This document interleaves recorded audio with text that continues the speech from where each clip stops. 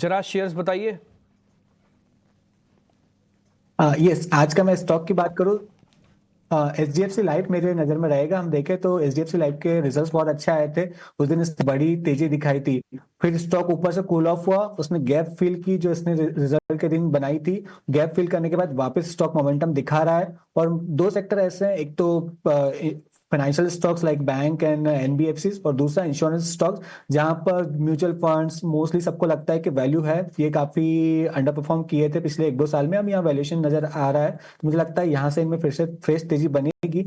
और मुझे लगता है बजट के बाद इनका एक जो जब भी जीएसटी काउंसिल की मीटिंग होगी तो एक ये ट्रिगर पेंडिंग है कि जो लाइफ इंश्योरेंस पे प्रीमियम है उसको जीएसटी उसको घटाया जाए, तो वो ट्रिगर कभी भी आ सकता है। और टेक्निकली भी और फंडामेंटली मुझे दोनों अच्छा लग रहे हैं लाइफ इंश्योरेंस कंपनी। तो ऑन इमीडिएट बेसिस मुझे 650 का टारगेट नजर आता है, और मेरा स्टॉप लॉस रहेगा इसमें 617 का। 650 के टारगेट, 617 का स्टॉप लॉस होगा एचडीएफसी लाइफ के लिए। Santosh ji, good morning. एक ही शेयर है आज के लिए? हाँ, मैं एक ही शेयर दे रहा हूँ, थोड़ा सा वोलेटाइल रहेगा इसलिए मैं एक ही शेयर दे रहा हूँ। ठीक है, ठीक है। एक और एक्सपर्ट को जोड़ लेते हैं। हमारे साथ हैं देश के दिग्गज फंडामेंटल एक्सपर्ट पंकज पांडे। और पंकज जी की खासियत ये है ना कि डेटा को, ट्रेंड को बहुत ही अच्छे से रीड करके उसके बाद ही कोई स्ट्रेटजी आपको देते हैं। ऐसी हवा हवाई बातें तो करते ही नहीं है। पंकज जी, बहुत शुक्रिया आपका समय देने के लिए। स्वागत है आपका टीना और स्वदेश पर। पंकज जी, आपसे ना एक शेयर के बारे में जानना चाहूंगा, और तमाम लोग पूछ भी रहे हैं। कल टाटा मोटर के जो नंबर आए थे, वहां पर हमने देखा कि मार्जिन कॉम्प्रेशन हुआ, शेयर 700 रुपए के नीचे आ गया। अब इस भाव पर अब टाटा मोटर को किस तरह से देख रहे हैं? क्या कंपनी की ग्रोथ को लेकर कोई सवाल आपको दिखता है? क्या डिमांड सिनेरियो ऑटो में आपको कमजोर दिख रही है? कैसे आप देख रहे हैं कल की फॉल को? और यहां से अगर कोई मन बना रहा हो टाटा मोटर का शेयर खरीदने के लिए तो? जी शुक्रिया, thanks for having me. Good morning. See देखिए, टाटा मोटर्स में अगर आप करीब 35% का वैल्यू देखते हैं तो वो उनके इंटरनेशनल बिजनेस से आता है। अभी इंटरनेशनल बिजनेस में कंपनी थोड़ी डिमांड को लेके कॉशियस है, स्पेशली जैसे कि बड़े मार्केट हो गया आपका, चाइना हो गया, वहां पे कोई बहुत क्लैरिटी नहीं है।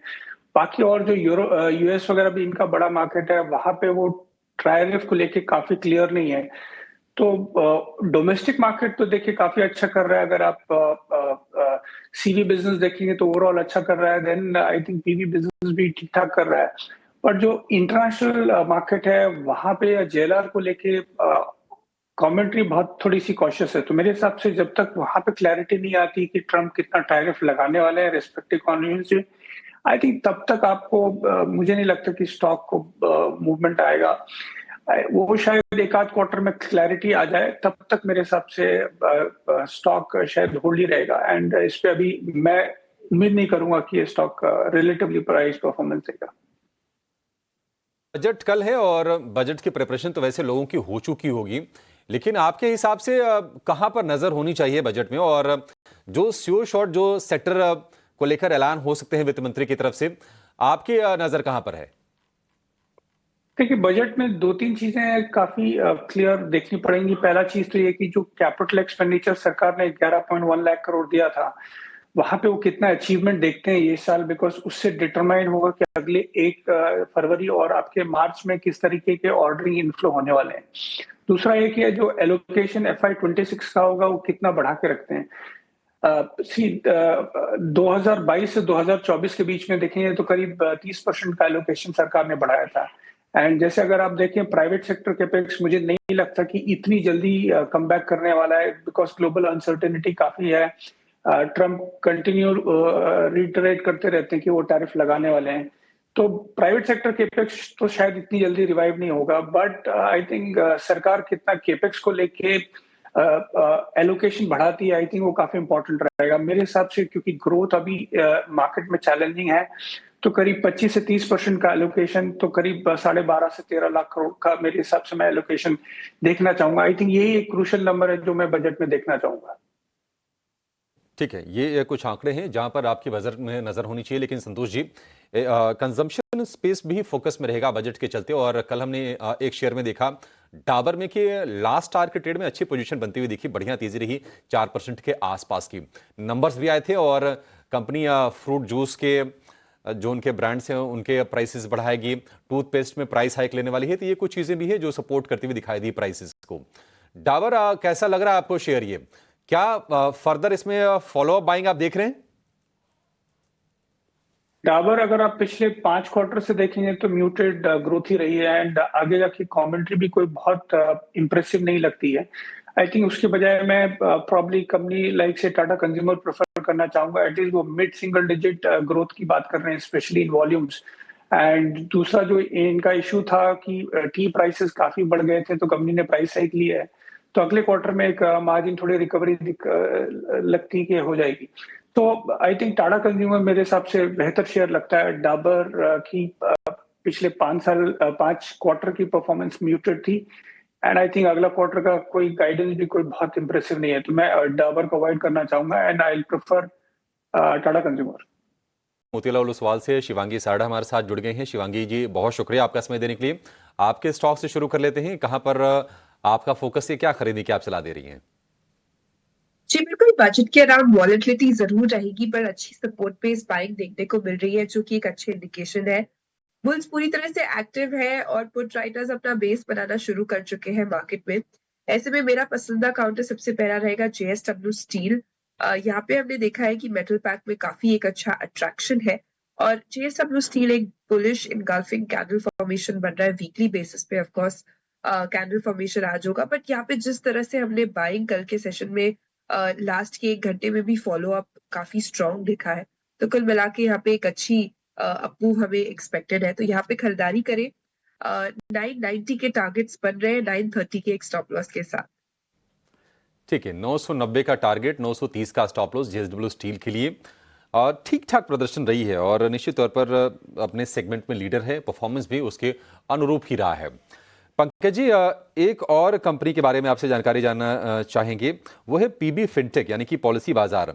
नतीजे इसके आए हैं अनुमान के मुताबिक, रेवेन्यू करीब करीब बढ़ के 1.5 गुनी हो गई है, प्रॉफिट सालाना आधार पर ऑलमोस्ट डबल हो गया है।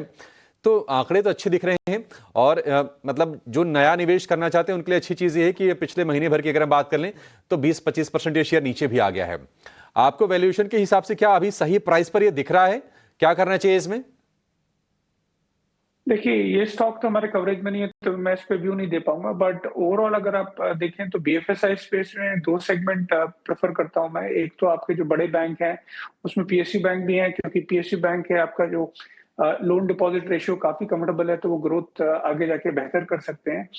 दूसरे जो है वो असेट मैनेजमेंट कंपनी है, बिकॉज कहीं ना कहीं आपके जो एनबीएफसीज है या माइक्रो फाइनेंस कंपनीज है, वहां पे अभी भी एसेट क्वालिटी कंसर्न है, डिपेंडिंग ऑन कि किसका कितना एक्सपोजर है क्रेडिट कार्ड में या फिर माइक्रो फाइनेंस में।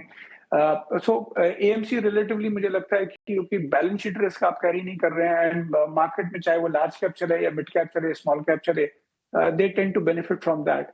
एंड सो बिजनेस मॉडल भी थोड़ा सिंपल होता है, तो मेरे हिसाब से यही 2 सेगमेंट है जो मैं प्रेफर करना चाहूंगा। हालांकि बैंक्स तभी चलेंगे जब आपके एफआई के जो नंबर्स है थोड़े बेहतर आने चालू हो जाएंगे।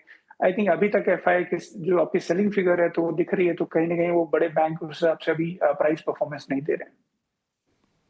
ठीक है, बैंकिंग फाइनेंशियल को लेकर ये व्यू। बायोकॉन में शिवांगी हमने देखा कि 400 रुपए के ऊपर के प्राइसेस हो गए थे, कुछ अच्छे न्यूज का ट्रिगर था। नतीजे इसके कल आए हैं और हम देख रहे हैं कि ये ऊपरी स्तरों से थोड़ी प्रॉफिट टेकिंग का शिकार हुआ है शेयर। 360-50 रुपए के आसपास के भाव फिलहाल दिख रहे हैं। बायोकॉन लोअर लेवल पर क्या बाय करना है क्या? क्योंकि हम देख रहे हैं कि ये नतीजे ऐसे कुछ खास नहीं दिख रहे हैं मुझे। आय 10% बढ़ी है ईयर ऑन ईयर, एबिडा में 16% के आसपास की ग्रोथ दिख रही है। आपका व्यू क्या होगा इस पर? जी, पूरे फार्मा स्पेस की अगर हम बात करें, पिछले 3 दिनों से यहाँ पे शॉर्ट बिल्डअप शुरू हो चुका है और हम देख रहे हैं कि कहीं ना कहीं हायर जोन्स पे गिव अप करते हुए दिखा है स्टॉक। बायोकॉन की अगर हम वीकली स्ट्रक्चर देखें तो 400 के आसपास कम से कम 3-4 बार इसने रेजिस्टेंस लिया है रीसेंट हाइस पे।